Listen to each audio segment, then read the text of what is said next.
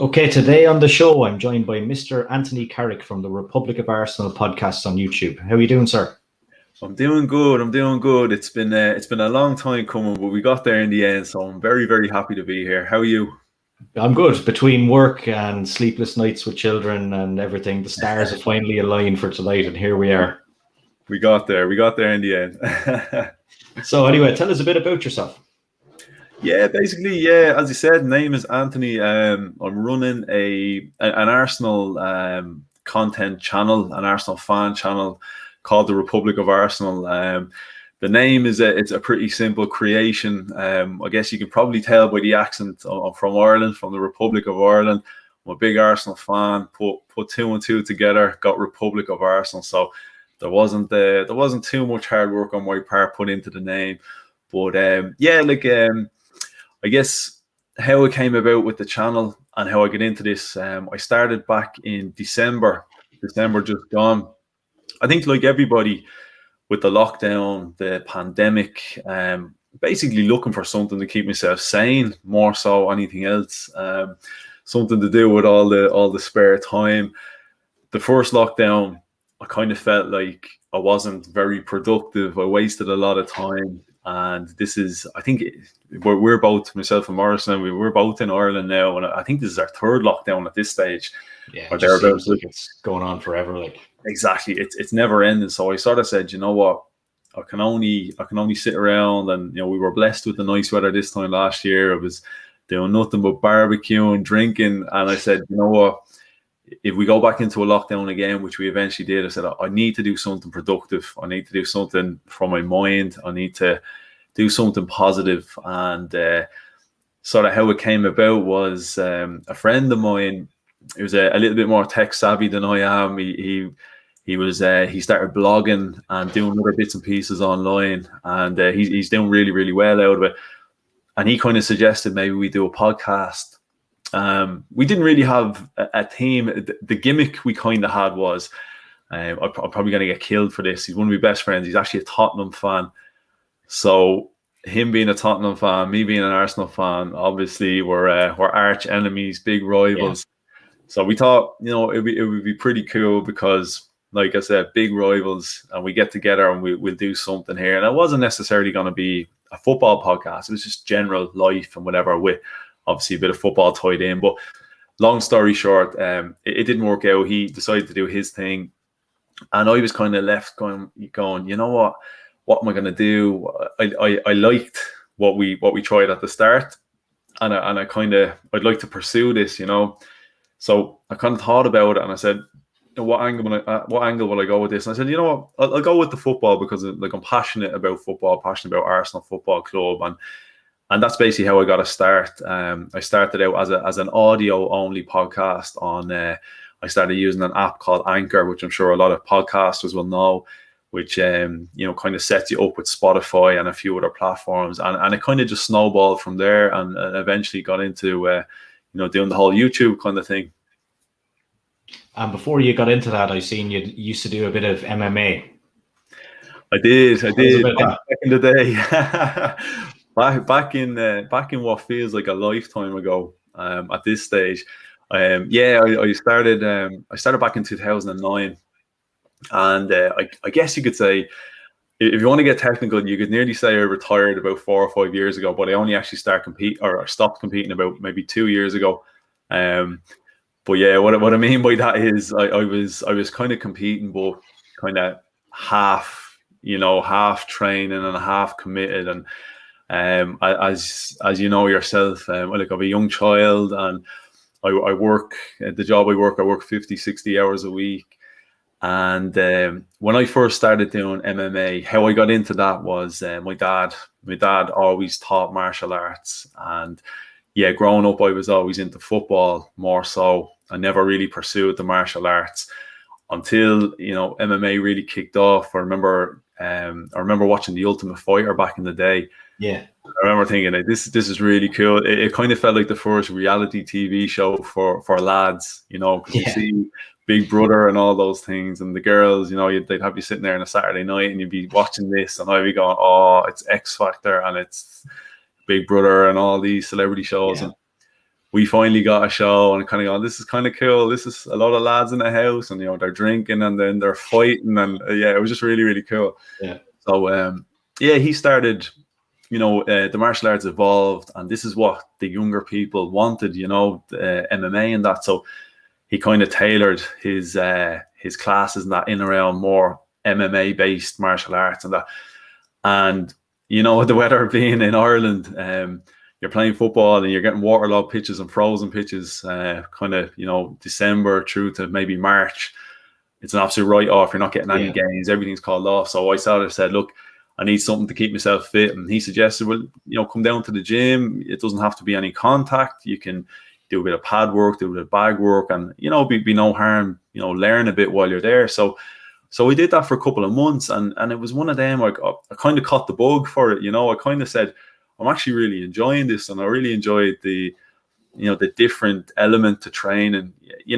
Football can get a bit repetitive. You do your fitness work and your core and your cardio work, and you're doing your ball work. But I just found with MMA, there's so many different aspects to it. You have your jiu-jitsu and your wrestling, and there's so much cardio work, and you have your striking, and there's just so much to it.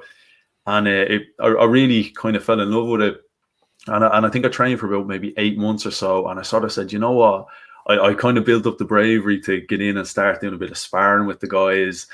And I'm not saying I was decent or anything, but I got confident, and I sort of said, you know what? I wouldn't mind trying, the experience of an actual, in cage actual fight, So ended up, it went from there. Had my first fight. I lost my first fight. And came out, and I said, you know what, I lost, but that the adrenaline buzz and the rush I got was an experience like I'd never experienced before.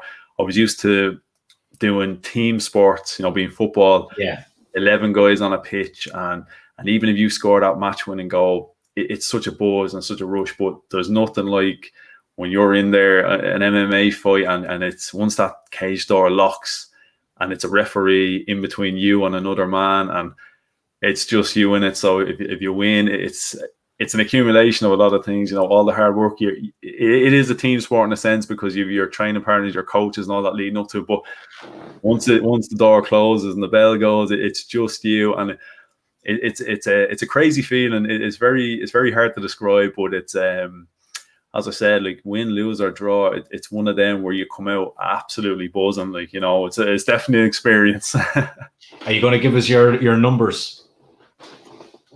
Oh God. When I started like that in 2009 in Ireland, the rule sets were very, very different. So I have competed, they would have called it D class, and then I would have done C class, and then I would have done B class. Now, I never made it to what became A class, which would have been full professional. I did professional kickboxing fights. I never managed professional MMA fights. And so the D class fights, when I first started, I think I lost my first fight. I won the second one. I lost my first, the first couple of fights. I think I had 4 losses and 2 wins. Then I moved up a class again, and at that stage I got a lot better. I improved, and then I got 3 wins, 1 loss. And then when I hit the B class again, that's when the training kind of slowed down on that, and I leaned more towards the kickboxing. And then I had another 5 or 6 fights, and again I think it was 2 wins, 4 losses. So overall, not a great record by any means. But basically, it was in around the time when Conor McGregor kind of took off in the country, and I seen the standard went crazy, because like that, you had guys like me working a full-time job with a kid, and like that started out as a bit of a hobby to keep myself fit, and again I enjoyed it, and you could kind of get away with it a little bit back in the day. You could. It used to be a case of like, if you were a kickboxer, you could be matched up with a guy who was a pure wrestler or a pure jiu-jitsu. And it became like a striker versus grappler kind of a battle, So like that, you could get one over a guy one week, and then someone get one over you next week, depending on the skill sets and that. But then when the likes of Conor McGregor really took off, young lads kind of said, you know what, I can make a career out of this, and it was great for the standard. Like you could see, for people who follow MMA and the UFC, going back a couple of years ago, we like Paddy Houlihan, we Carl Pendred, we'd even Norman Park from the north, we'd Neil Seary, Conor McGregor, Ash Daly. There was so many Irish, Paul Redmond. So many Irish made it into the UFC because the standard went so high with these young lads. And this was about the time I sort of said to myself, I think it's time for me to stop, because I was coming into the gym maybe once, twice a week on a good week after working so much. We'd have these 16, 17-year-old kids in there training 6-7 days a week, absolutely throwing me around the cage. And these would be guys that would be, I would compete at lightweight, which is 70 kilos, but I would walk around about 84. So I had a big weight cut. But even if I was showing up in around walk around weight, maybe 80, 81 before a weight cut, I'd have lads maybe 66 kilos that are throwing me around because the standard went crazy, and I kind of said, you know what, I can only do this for so much longer before there's a lot of damage done. I think you have to realize when it's time to step aside. So it was about that point I sort of said, yeah, if I can't do this properly, I think it's time to kind of bow out. And again, I sort of did, and I made a couple of comebacks, and like that, I got away with a couple, got a couple of wins, couple of losses afterwards. But yeah, no, definitely, it's one of those things where I kind of bowed out a little bit. And I sort of said, I feel like I have a lot of unfinished business, but like I had to be true to myself. I had to be, because you could see the standard of the guys that really wanted it, and I was a casual. I was always more of a casual, and yeah, it's a dangerous game if you're not prepared. Yeah, it's like, but like if you're climbing up that ladder, like you say, go from D to C to A, like to whatever, like you're getting more into it. Yeah. And like a lot of these people, it's nearly a full-time job for them. Yeah. And that's exactly what it became. As I said, like these young guys that were in the gym, they were amateur, but they were training as if they were professional, Yeah. So to them, they saw a career path, so they were looking at this as where I was going into the gym, as I said initially, to keep fit, and I wanted to experience it. And again, it was very new. Not that it was new in Ireland, but it kind of only really took off when I started.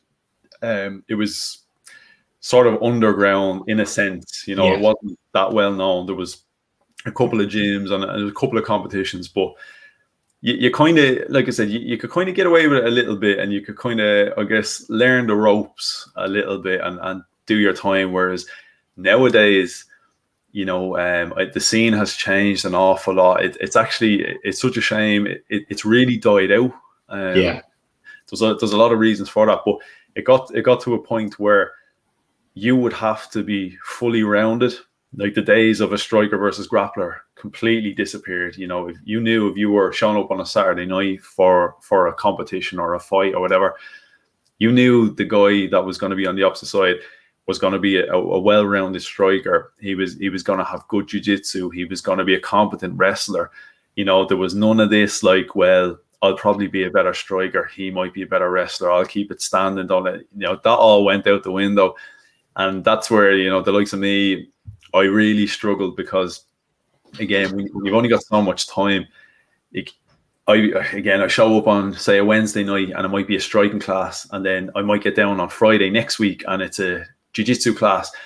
You need to be doing a class, at least one of those a day.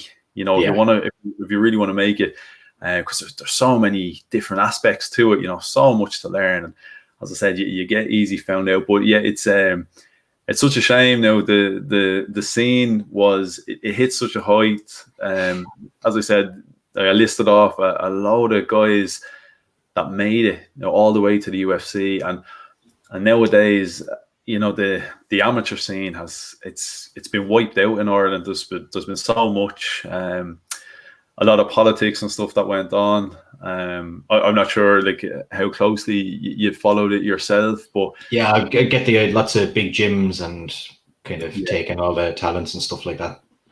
Yeah. There was a lot of that, but there was a lot that I think kind of what killed it was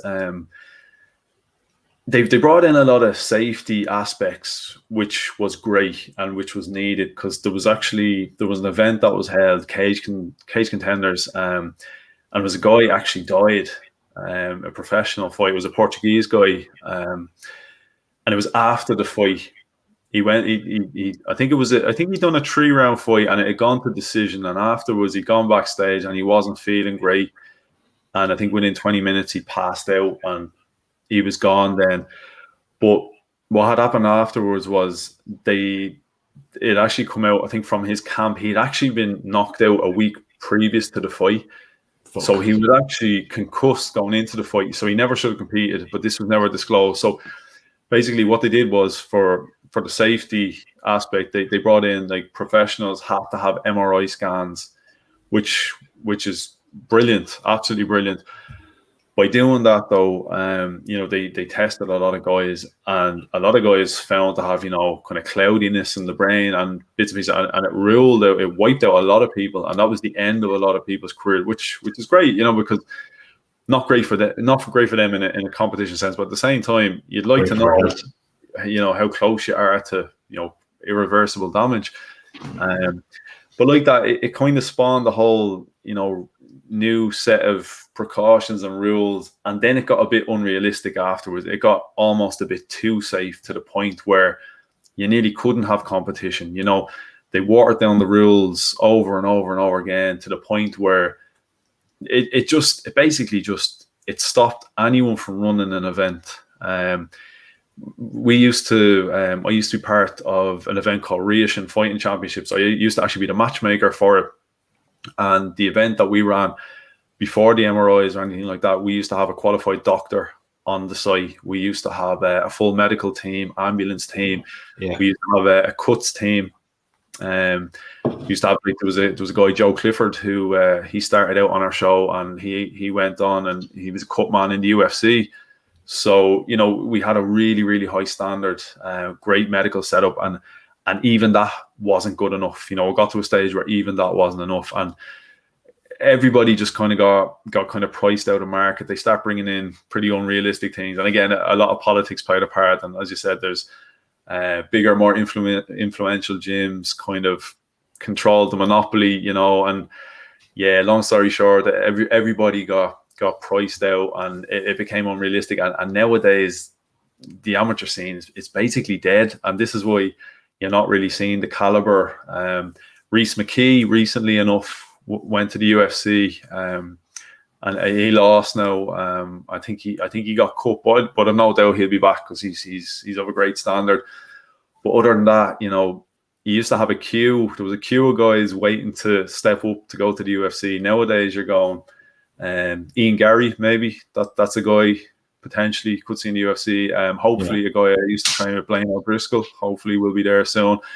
Other than that, you're looking and you're going, I don't know, because the amateur scene is gone, so it's very difficult now, So it's hopefully the good days might come around again, and because you saw like what good, whether you love him or hate him, the good that Conor McGregor did for the sport and for putting Ireland on the map. Let's talk about our beloved Arsenal. Let's put ourselves through the mill. If Unai Emery won the Europa League, would he still be manager of Arsenal? And if Mikel Arteta didn't win the FA Cup, would he still be the manager of Arsenal? If Unai won the Europa League, well, he definitely would have continued on anyway, because we would have got Champions League football. It's hard to say. It's hard to say whether he'd still be there, because I could see. I felt he was a little bit harshly done by. I didn't think he got an awful lot of time. I would have given him a bit longer. I can kind of see why they wanted to change. It kind of got to the stage where I felt like he'd sort of lost the trust of the players, and he lost the dressing room. And I think the communication just wasn't quite there. He was struggling to get his point across. And a lot of people have said, well, Unai Emery was there, we went on a run of 21 games unbeaten, but I remember watching a lot of those games, and it's something Arteta became famous for, talking about fine margins. A lot of those games were extremely fine margins, whereas on another day we could have lost nearly any one of those 21 games. That's how fine the margins were. But again, won't take it away from them. We went on that run without losing. But I always kind of got the sense it's like it's not going to end well. But yeah, look, I have to say, like, in terms of the manager, before I even talk about Arteta, I think Emery and Arteta were both, in a sense, kind of set up to fail, because this ownership, the ownership model that's there, and the tools, or if you want to call it lack of tools, that are being provided by the owners, and I'm sure we'll get right into this as well about the cronkies and that, but yeah, like I said, Unai Emery, he apparently wanted players like Steven Nzonzi, he wanted Wilfred Zaha, and he was told, no, you're getting Lucas Torreira, you're getting Nicolas Pepe. So straight away, manager identifies targets, and he's been told, no, you're getting other guys. It's a recipe for disaster, and unfortunately for Unai, it was never going to work. In terms of Arteta now, I think in a sense, the FA Cup was almost a little bit too much too soon, because I think, me personally, right, I wasn't a fan of the idea of Arteta getting the job for various reasons. He'd never coached. He had only coached. He'd only been a coach, a training ground coach, and assistant manager. He'd never been a full manager of a club, and I thought it's madness to give such a big job to a complete novice. I mean that in the most respectful way possible. In Arteta, complete novice as a manager, and you like a guy to at least go and cut his teeth elsewhere for a while. Like how many top clubs are going to turn around and hire a guy with nothing on his CV? And especially, like I said, it's a big club with a massive worldwide fan base, and we've high expectation. And for a club that hasn't really achieved an awful lot over the last 15 years plus, a couple of FA Cups here and there, but we haven't really competed for the league, and top four has been it's been dwindling away the last couple of years, but we still have that expectation. Like, we still see ourselves as a big club, and rightfully so, because we are a massive club, and we should be doing so much better than we are. So again, I think this was always going to be a bit of a bumpy road, and I think with the FA Cup, people's expectations went sky high. I saw people talking about that FA Cup and saying, this is the guy, this is the guy that is going to bring the glory days back. Give this guy 2-3 years, we're going to be not just back in the Champions League. I've seen people say we're going to be winning the Champions League, and I'm kind of saying, hang on, lads, hang on. Like, let's just slow down a little bit.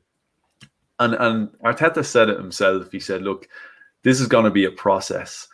And I think this is what people are forgetting this season, that it is a process, and we're still in the middle of a process. And people have been quoting this process the whole season, and domestically we're not having a good season. But you have to sit back and say, well, how long is a process? Like, is a process 1 year? Are you giving him 1 year for a process? Because to me, this job is at least a 5-year job. At least, it's madness. As bad as we have been like this season, I still on the day fancy us to beat anyone, which sounds crazy. I agree with you. I definitely agree. And in a one-off game, like, and we've shown that we can do it. We have shown we can do it. We beat Man United, we beat Chelsea, we beat Spurs. Even last season, on the road to the final, we beat Man City and Chelsea. Yeah, exactly. So we can definitely do it. The problem is, it's just the lack of consistency. The problem is, on our day we can beat anyone, but on our day, we can drop points to anybody. We saw it there the other night against Fulham. We've done it against Burnley twice this season, Aston Villa. So that's the thing. It's just this trying to get the consistency. I'm struggling to think when we last won back-to-back games in the league this season. It doesn't ring a bell. Yeah, exactly. Yeah, exactly. Yeah. But that's the thing, and like I said, I do have sympathy for the manager. And people ask me the whole time, are you Arteta in? Are you Arteta out? And I simply just say, look, I am whatever is best for Arsenal in. If that means a new man, I'm more than happy to let a new man come in. But at the same time, I'm sympathetic of the job that he has. It's not an easy job. Like, some people act as though it's a quick fix. Get him out and stick someone new in the morning, and all the problems are solved, and it's all rosy in the garden. But that's not the case. We thought that that's what was going to happen once we removed Unai Emery. Well, the new man will come in and he'll fix the problems. It didn't happen. A new man comes in tomorrow. He might have more experience. He might be able to steady the ship a little bit better. He might be able to get an extra 10, 15% out of certain individuals. We might jump up a place or two, but I think in the long term, you got to sit back and you got to look at the model of the club. What have we got in the background to help this guy out? He's got inexperience there in Edu and Vinay, and all these guys are still learning their jobs as well. So the whole background model it's an absolute mess. The playing staff as well. Couple of decent additions this season, but look, we all know there's still a lot of guys that need to go, that have long overstayed their welcome, need to be upgraded on. And I give Arteta a lot of credit for getting rid of a lot of the guys, Ozil, Socrates, Kolasinac, Mustafi. He's done a great job to remove those guys, but people think there's a few though that he probably should have hung on to. We'll say like Maitland-Niles, because of our problems at left back now. Yeah, he was our most versatile player. Now I know he wanted to play games though as well. That's the problem. Exactly. Yeah, that's it. And I think that's been kind of part of Arteta's downfall, is maybe he's put a bit too much trust in certain players that he should be, maybe a little bit harder with. He spent too long trying to get it right with Willian, and it took too long for him to realise, okay, you know what, this isn't working. And there's been other players there, maybe he's invested a bit too much time and effort, whereas had he done it with other players, the likes of Emile Smith-Rowe, had he come in a little bit earlier, maybe Gabriel Martinelli, now we're starting to see implemented into the team, had he been given a chance? I know injuries and that played a big part with Martinelli, but there's other young players in there. Maybe, hopefully next season we're going to see William Saliba and maybe Mavropanos come back, and maybe they'll be given a chance, and we might be turning around saying, you know what, these guys are brilliant. Why didn't you use them last season? So, maybe there's still a bit of that, but again, I was kind of expecting it to be a bit like this, because, as I said, Arteta is still learning, and I know we can't use that excuse forever. He's still learning, he's inexperienced, but the reality is, at the moment, he is still learning. And when you start the job, we all take time to find our feet. We all take time to get to grips with the role. Unfortunately, he's going to make mistakes. It's going to be a bumpy road. And the mistakes are going to be so evident and on a large scale, because, as I said, he's in the public eye. He's a Premier League manager. So, again, it's a club with high expectations, an expectant fan base, and we're not the most patient at the best of times. So, all eyes are on as he's trying to cut his teeth in the big leagues, where, as I said, he shouldn't be. In reality, he should not be there. He should have even come in as our assistant for a little while, and worked under somebody, or he didn't even manage a reserve team. If you brought him in and even stuck him as the under-23 manager for a season, that's at least something. He came from Man City's assistant manager to taking over, and it's madness. But if you look at someone like Steven Gerrard and what he's doing, he's in an ideal job for where he wants to go in the future. Oh, definitely. Yeah, that's it. Rangers, you say, a big club, but it's not much of a challenge up there in the league, apart from the two teams. Exactly, yeah. And I think he's definitely exceeded expectations. He's doing a great job, and he has done playing great football as well. So he has done an amazing job and exceeded the expectations. But like that, something like that would have been ideal for Arteta had he gone off, a season or two elsewhere. And that's where you can afford to try things and make mistakes, and ultimately when you take over the bigger job, you've ironed out those kind of bad habits and mistakes. Because look, we're not the most patient fan base. We're a difficult fan base at the best of times, and I think we're not the most understanding. So it is a very hard job to learn on the job. But I do see things. Look, league table aside, I do see bits and pieces that I take as a positive.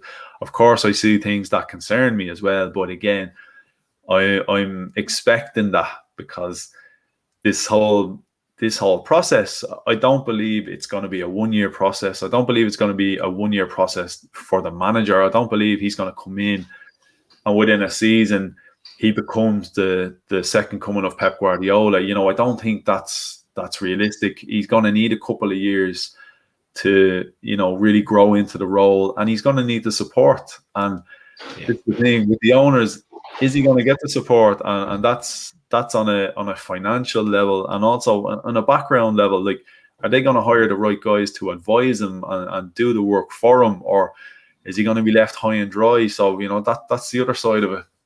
Do you know the one thing that he done that kind of really pissed me off the most?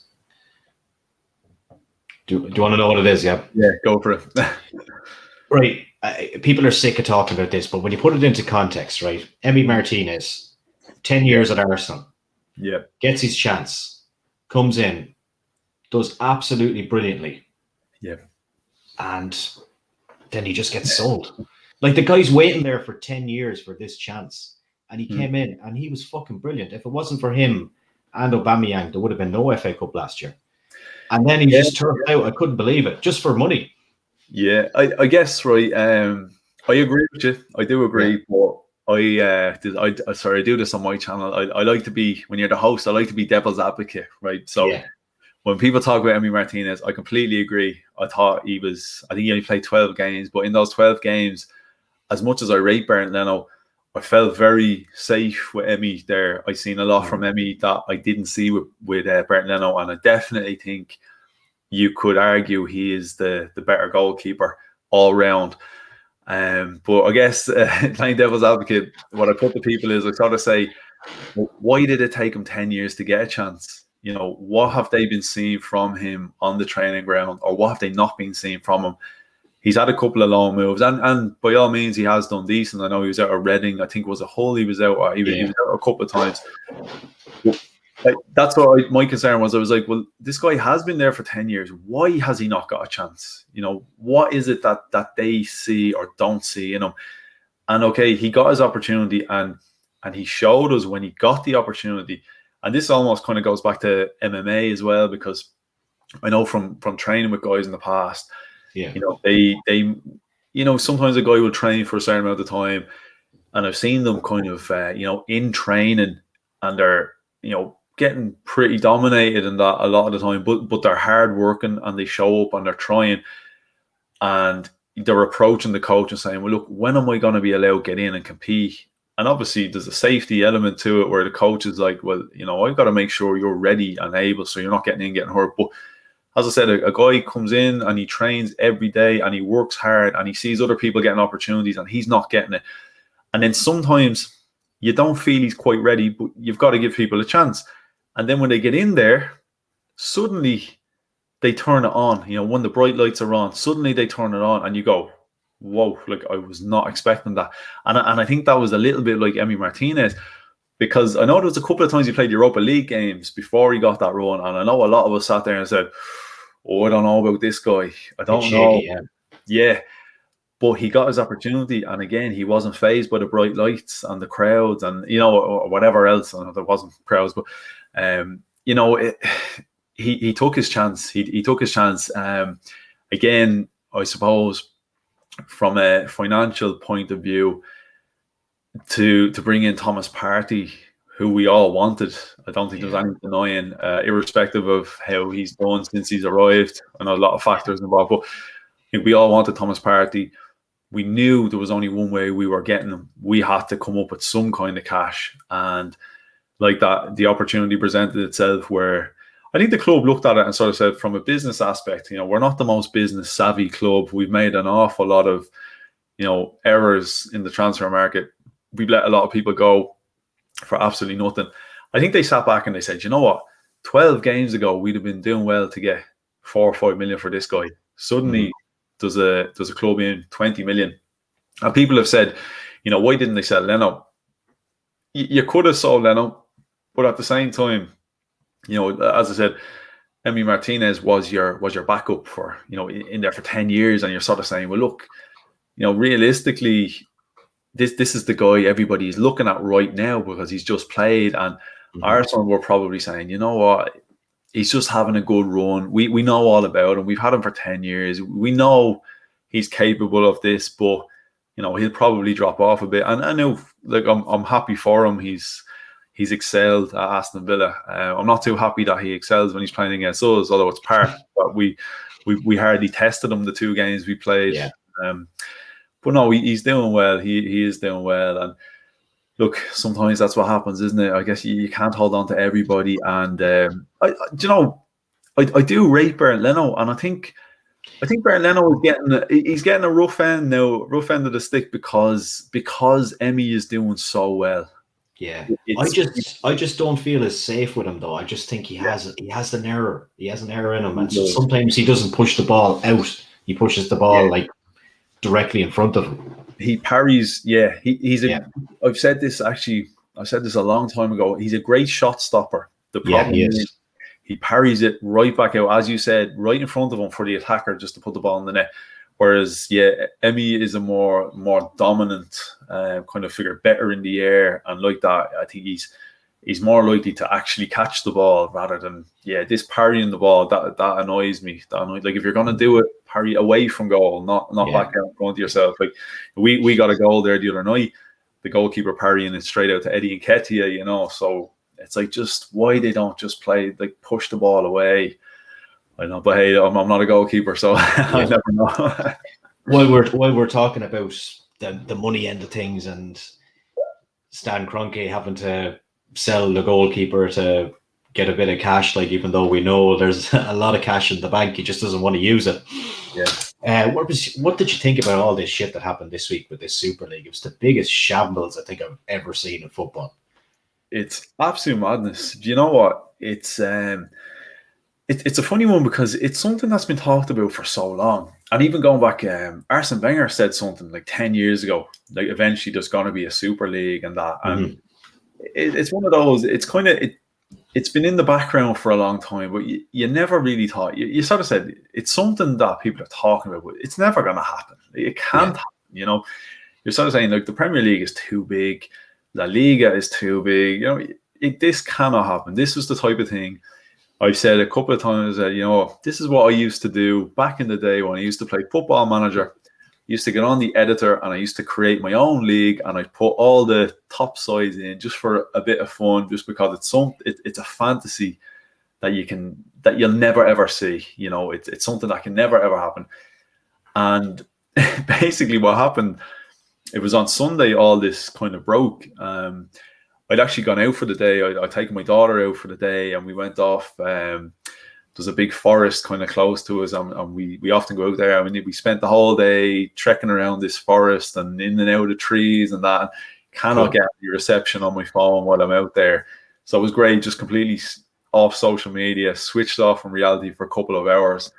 So we finished anyway, and I jumped in the car, and phone was hopping away, and I looked, and there was messages, what do you make of this? What do you make of that? And I was like, what is this all about? And then I went on to Twitter and other social medias and that, and people were up in arms, and they were talking about this and like this Super League, and I'm like, what is this Super League?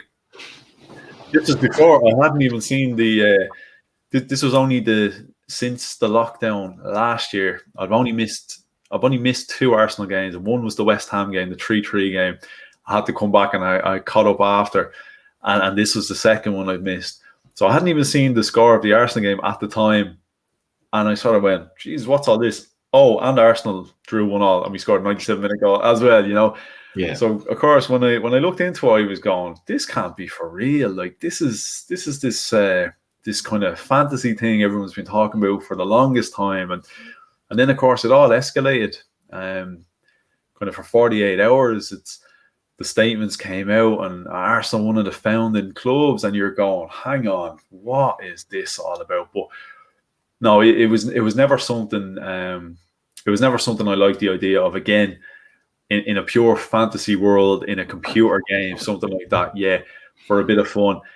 The likes of that, not only is it killing everything domestically, killing the products and the league that we all were drawn towards, the Premier League and the whole risk reward. You can be promoted, you can be relegated, to the competition side of things, and then as Arsenal fans, we're chasing a spot in Europe, and especially in the Champions League, and it just completely kills the buzz of that, because everything that you work for and you try to earn, and the thing that we're all craving so much now is Champions League football again, to earn the right to play against these super teams. Yeah, and suddenly that's all gone, and we're being put in a league with them where we're going to play them a couple of times a season, every single season for 23 years. And 23 years was the agreement, and you were going, you know what? Like, I already don't like the idea, and already the thought of playing Barcelona 2 times or 4 times, I think I heard as well, potentially with the the knockouts. Mm-hmm. I was saying I'm already bored with this idea, and it killed the excitement of a European fixture for me. And again, in the interest of fairness, you look at the season West Ham are having this season. Now imagine denying a club like West Ham. If West Ham managed to get top 4 this season, then you're telling them, sorry, this club is worth more money than you and have a better history. So sorry, everything you earned this season, Arsenal finish 11th or whatever we're going to finish, and they're going into this. It was completely unfair. So I'm delighted, absolutely delighted that it was scrapped. Absolutely delighted. I was really, really disappointed in Arsenal, Man United, and Liverpool.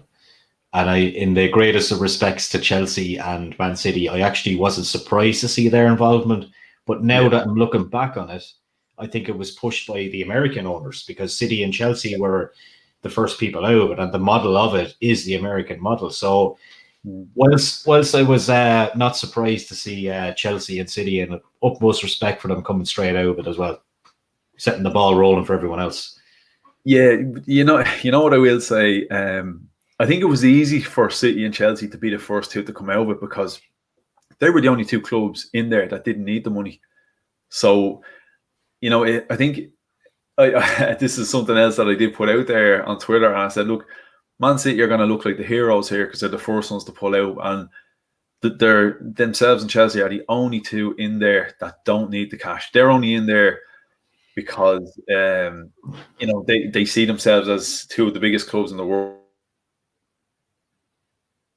and on the competitive side now they are nowadays. So it looked good for them to be part of this, whereas the likes of Arsenal, we have the only billionaire in the world that doesn't have a penny to his name, apparently, that can't spend a cent. So we need every penny we can earn. Even Real Madrid, Barcelona are having financial difficulties lately. So all these teams, I can understand why they were drawn towards this promise of, hundreds of millions every season. I can completely understand. Man City and Chelsea, as I said, it was fashionable for those clubs to be there. They didn't need the cash. They were just there because they couldn't not be part of it if all the biggest clubs are going to be in there. But then the flip side was, it was easy for them to turn around, because they can just say, well, okay, didn't work out. That's fine. We just go back to, Man City, go back to dominating the Premier League. We just go back to throwing our money at the Premier League, and we'll go for the Champions League, So, I think they'll come off looking okay out of it. But I wasn't surprised with Arsenal. As you said, the American owners, and our owner in particular, we know that we know he's not here for the sporting aspect of it. He's here to fund his NFL venture. So if he can come out with an extra couple of quid he doesn't really care how he's getting it, as long as he's getting it and he's able to pump it back into his real interest, you know. With the likes of these protests now coming up, I think that these protests are going to go ahead for the rest of the season, because I think it's kind of I won't say an excuse, but it's really kind of excel things again. And I don't think we're going to be the only club. I think it's potentially going to happen at Liverpool. It's definitely going to happen at Man United. Yeah. So, but will he care? I don't think so. He's never there anyway. Yeah, that's the thing. Well, look, it has to start with the one protest, but as you said, I think it needs to continue for at least the rest of the season. You can't just show up on Friday night and protest and then think, well, that's it, you know, message received, Kroenke's gone. It's not going to be that simple. Like, this in itself is going to be a process, trying to get this guy out of the club. But no, I think, look, the fans, we got a victory the other night when they disbanded this idea of the Super League. I'd like to think, I know, look, obviously UEFA and FIFA have had a massive part to play in that, but I'd like to think the fans having their say and letting people know how unhappy they were. I'd like to think it was taken on board and it influenced the decision as well. So, look, use that energy against this guy Kroenke. This guy needs to go. Like, we've sat around and we've had to put up with this for far too long. And guys like that, like I said, I've spoke to so many Arsenal fans the last couple of days, especially, and like hearing so many stories. Like, you know, for me and you, okay, we're in Ireland, we're Irish, and you know, we didn't grow up, you know, in around the club. We did from a distance, you know, and everything we have is kind of at a distance. So as much as we feel and as passionate as we feel, you know, there's people in there literally, like, this is in their blood, you know, and even on a level that I can't quite comprehend, you know, as strongly as I feel, like there's people that really have emotional ties, and people will sit around and go, it's only football and that. But as I said, when you talk to some of these people, like there's a guy in particular, big shout out to Liam, that was on my channel the other night, and he basically told me a story, you know, like the reason he's alive today is from Arsenal Football Club. His parents met at an Arsenal football game. You know, they met each other, went on and, you know, got married and of course gave birth to him. So he literally said, I was born of Arsenal, you know. So like owners like this don't realise what they're messing with, you know. Like they literally are messing with people's lives when they're taking control of these clubs. And look, he's a businessman. I know he's there to make money, but he's not exactly short a couple of quid. I cannot understand what he's got to gain. You know, he was offered, what, 2 billion there recently enough for it. His wife is part of the Walmart family. The family owns Walmart, doesn't she? I think I'd heard she's worth 6 billion alone outside of his money. So why he's even sitting here, you know, on Arsenal and just letting us stagnate and go to waste, you know. But yeah, look, I hope the fans keep up the same energy. It's a hard one because it's like, how do you hurt that guy enough to make him leave without affecting the club? Because a guy like that doesn't need any excuse to turn around and say, well, I haven't got enough money to give you to reinvest, you know. So I've seen people saying you could stop buying merchandise, you can stop going to the games and that, but you know, and at the same time, the other side of what I see is, you know, why should the fans have to suffer? You know, if you have an opportunity, go see the game, and at the end of the day, you know, I still urge people, still support the team. You know, the manager and the players are not represented by, you know, what the owner feels. You know, the owner is different, so the team still needs the support, and it is only right that the team get the support. So it's a catch-22. By supporting them, you're paying ticket prices, and you're keeping that guy there. So it's a head scratcher. So yeah, I don't know. I really don't know what we do, but start with the protests anyway. Definitely start with the protests. There's going to be better times ahead. Before we wrap up, anyway, do you want to go through your social medias and tell us where we can find you? Yeah, so I'm basically on a bit of everything: Instagram, Facebook, just Republic of Arsenal, like that. YouTube as well. Republic of Arsenal is the channel. My Twitter handle is @rep_of_Arsenal. So if you want to come over, give me a follow. And I'm generally pretty active. I'm at that weird stage at the moment. Still being in the middle of the pandemic and working bits and pieces on and off here and there.